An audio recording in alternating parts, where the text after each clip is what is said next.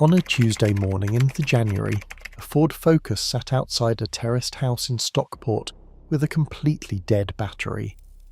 The driver standing next to it had absolutely no idea why. She had bought that battery 18 months earlier from a well-known high street retailer, paid £89 for it, had it fitted on the spot, and driven away thinking the problem was solved. When the RAC technician arrived 45 minutes later, he pulled the battery out, tested it on the kerb, and confirmed what the dashboard had already been trying to say. Total failure under 2 years old, not recoverable. What that technician knew, and what nobody behind the counter had ever mentioned, is that the battery sold to that driver was a standard flooded lead-acid unit fitted into a car with stop-start technology, and those two things are fundamentally incompatible in a way that destroys the battery from the inside out. Every time the engine cut out at a red light, every short school run that never gave the alternator enough time to fully recharge, every cold January morning when the battery was already at its limit, the chemistry inside those lead plates was degrading in exactly the way a correctly specified battery would not. And because nobody had registered it to the car's onboard computer after fitting, the alternator had been overcharging it since the day it went in, accelerating a failure that was always inevitable. It was the wrong type, sold without a question being asked, fitted without a check being done, and left without a registration being completed. Every single person in that supply chain knew enough to have done better, and none of them did. That is not bad luck. That is the business model. And today, we are blowing the roof off it. Before we dive in, comment where you are watching from and click subscribe. Here is the first thing you need to understand. Buying a car battery in the UK is not the same calculation as buying one in Southern Europe, or in a country with a different driving culture, because the UK punishes car batteries in ways that are almost uniquely brutal, and the people selling you these batteries are counting on you not knowing that. The first problem is the weather. Britain does not get the sustained cold of Scandinavia that would force manufacturers to engineer properly for it, but it gets something arguably worse: the constant temperature cycling. Damp, mild, then frozen, then mild again.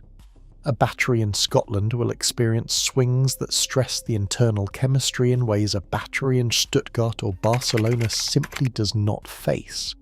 And cold reduces the power a battery can deliver at the precise moment the starter motor needs more of it, because the engine oil has thickened overnight. The second problem is how British drivers actually use their cars. The average UK driver makes an enormous number of short journeys: the school run, the supermarket, the commute through congested town centres, and a car battery charges through the alternator while the engine is running, which means that if your journey is under 15 minutes, your battery never fully recharges. It goes into a shallow discharge cycle repeatedly, and that chronic undercharging is the number one killer of a car battery. It is called sulfation, and I will explain exactly what it does in a moment. The third problem is the stop-start system trap. The majority of cars sold in the UK in the last 10 years are fitted with stop-start technology, where the engine cuts out at every red light and every junction, which means the battery is being asked to restart the engine dozens of times on a single commute. A standard lead-acid battery, the kind that was perfectly adequate in a 2004 Ford Focus, cannot handle that load. And yet hundreds of thousands of cars with stop-start systems across the UK are running on the wrong type of battery right now, put there by garages that did not check, and retailers who sold whatever was on the shelf. The fourth problem is one your retailer almost certainly never mentioned. On the majority of modern cars, BMW, Volkswagen, Mercedes, Ford and Vauxhall, when you replace the battery, you need to register it to the car's onboard computer, a process called battery management system coding. If you skip this step, The alternator keeps charging at the rate it was calibrated for the old, weaker battery, so it overcharges the new one, degrades it faster, and creates electrical faults that your mechanic will spend 2 hours trying to diagnose before realising the problem was never the car. Nobody on the high street volunteers this information, because if they did, they would have to admit they should have done it when they fitted your battery. That is not an accident. That is the system working exactly as designed. I want to be transparent about how the information in this video was built, because most of what you find online about car batteries is produced by the same people trying to sell them to you. This comes from 4 sources of evidence. First, long-term real-world breakdown data. The RAC attends over 445,000 battery-related breakdowns every single year, and on the first Monday back after Christmas 2025, 1 in 4 of their call-outs was a flat or failed battery. Second, independent mechanics who work on British cars after the warranty expires and who have no manufacturer relationship to protect. Third, technical data on battery chemistry and what happens when the wrong type is fitted to a modern vehicle. And fourth, UK consumer feedback, where the pattern of batteries failing close to their warranty expiry and batteries that were never the correct type to begin with is not random, it is a signal. No battery brand paid for placement in this video. Some of them would prefer it did not exist. That is how you know we are doing it right. To understand what went wrong, you have to understand what right looked like. In the 1980s, a car battery was a simple engineering proposition. It started the engine, the alternator recharged it while you drove, and that was the entire relationship. Those flooded lead-acid units were heavy, simple and effective, and a decent one, properly maintained, would last 7 or 8 years without drama. The mechanics I spoke to mentioned original equipment batteries from the late 1990s still running 15 years later. That battery is effectively gone from the mass market, and 2 things happened simultaneously that removed it. The first force was the explosion of car electronics. Modern vehicles are computers on wheels. They have stop-start systems, regenerative braking, lane assist, heated seats and heated steering wheels, multiple cameras and multiple screens, and dash cams permanently drawing power from the 12-volt socket. The demands placed on a modern 12-volt battery have multiplied, beyond what the old flooded lead-acid chemistry was designed to handle. The second force was the commoditization of the replacement battery market. When Halfords, Eurocar Parts, and Amazon began competing purely on price, the incentive shifted from selling the right battery to simply selling a battery. The distinction between AGM, EFB, and standard flooded batteries, absolutely critical on any car built approximately 2012 or later, was buried in small print that nobody read and retail staff were not trained to explain. Let me explain what sulfation actually is, because this is the silent process destroying the batteries in most UK driveways right now. Inside the battery, lead plates sit in sulfuric acid electrolyte. When the battery discharges to start your car, lead sulfate crystals form on those plates as part of the normal chemical reaction. When the battery recharges fully, those crystals dissolve back. The problem begins when the battery is repeatedly and chronically undercharged, which is exactly what happens on short journeys. The crystals stop dissolving. They harden on the plates, they reduce the surface area available for the reaction, and the battery progressively loses the ability to hold a full charge or deliver full power on a cold morning start, until one day it simply will not start the car. An AGM battery is specifically engineered to resist this process. Its electrolyte is bound in glass fibre mats rather than sitting free, so it can sustain the rapid, shallow cycling of stop-start driving and short journeys. Those are the exact conditions that kill a standard flooded battery. Yet the majority of stop-start cars in the UK are running on batteries that were never built for what they are being asked to do. That is not an engineering failure. That is a market failure, and it is costing British drivers money they do not have to spend. Let me say something fair about cheap no-name batteries before I explain why they are a problem. They start the car, and on a mild morning in a car that gets used regularly, most of them will do the job for a while. The problem is what they are not built to do. Budget unbranded batteries sold on Amazon and marketplace sites are flooded lead-acid units with thin lead plates, minimal cold cranking reserve, and CCA ratings that are often aspirational rather than tested. On a cold January morning in Newcastle or Aberdeen, they're operating at the very edge of their capacity, and because the plates are thinner to reduce cost, they are dramatically more susceptible to sulfation. British drivers are disproportionately hit because the short journey culture means the battery never fully recharges, and average failure in real-world UK use lands somewhere between 18 to 24 months, at which point you buy another one, pay another call-out fee, and the cycle repeats. The single most costly mistake in the UK battery market is fitting a standard flooded battery into a car that came from the factory with an EFB or AGM unit, and it happens tens of thousands of times every year. Standard flooded batteries are designed for one start per journey, with enough driving time to fully recharge. Stop-start systems deliver 15 to 20 engine restarts on a single city commute, each one drawing heavily on the battery and requiring it to recover quickly for the next cycle, and the flooded battery architecture cannot handle that repeated deep cycling without permanent degradation. Within 6 to 12 months, the stop-start function disables itself because the battery management system detects the battery cannot support it.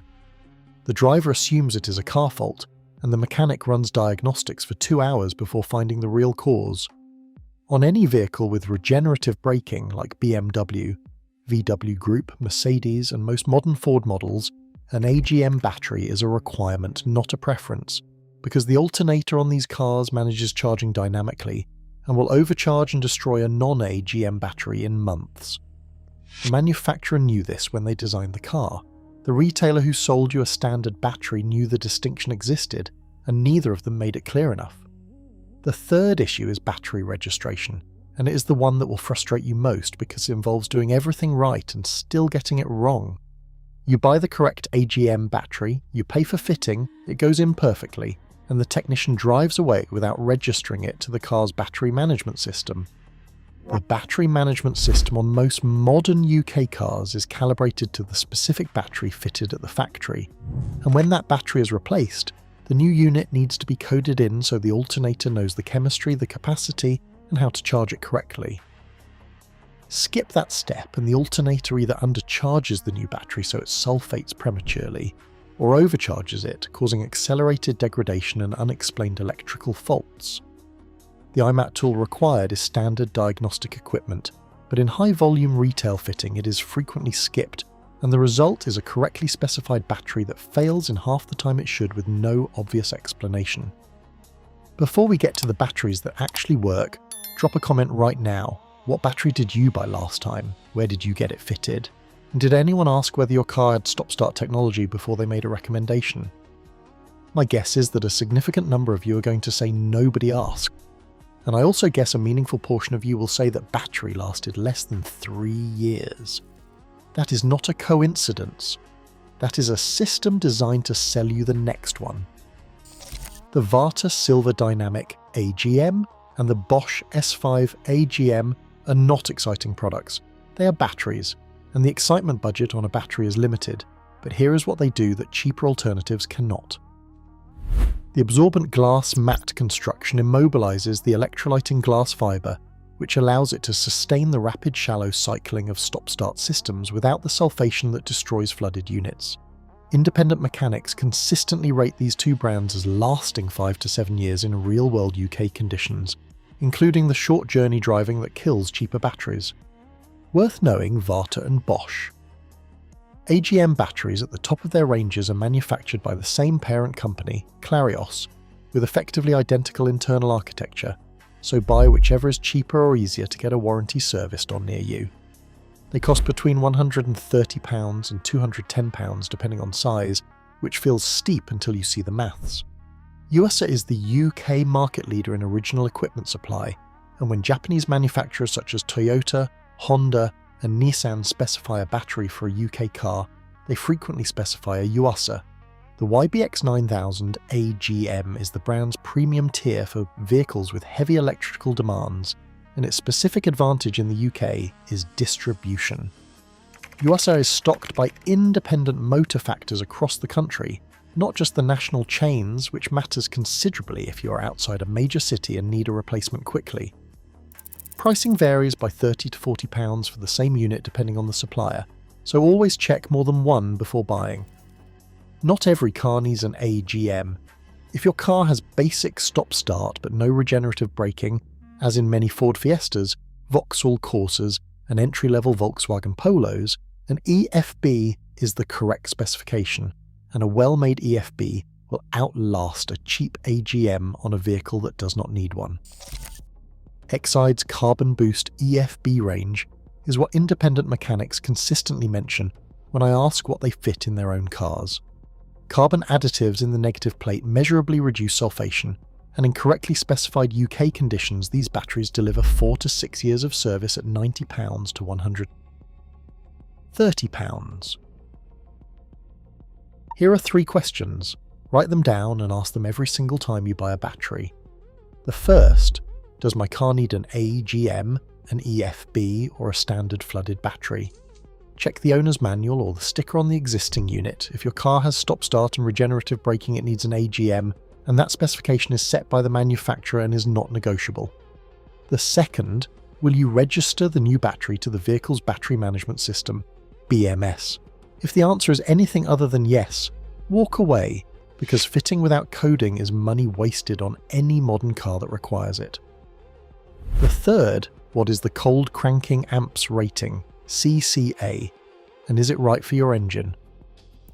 Most 1.6 litre petrol engines need a minimum of 550 CCA, diesels and larger engines need more, and a budget battery with 480 CCA in a diesel family car on a cold February morning is simply not going to do the job.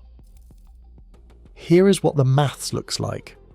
You buy a budget flooded battery for £75, wrong type for your stop-start car. But nobody said so. It lasts 20 months and you replace it for another £75. By year 5 you have bought 3 batteries, paid for at least one RAC call-out at around £60, and sat in a garage for an hour while a mechanic diagnosed electrical faults caused by a battery that was never registered. Total over 5 years, over £350.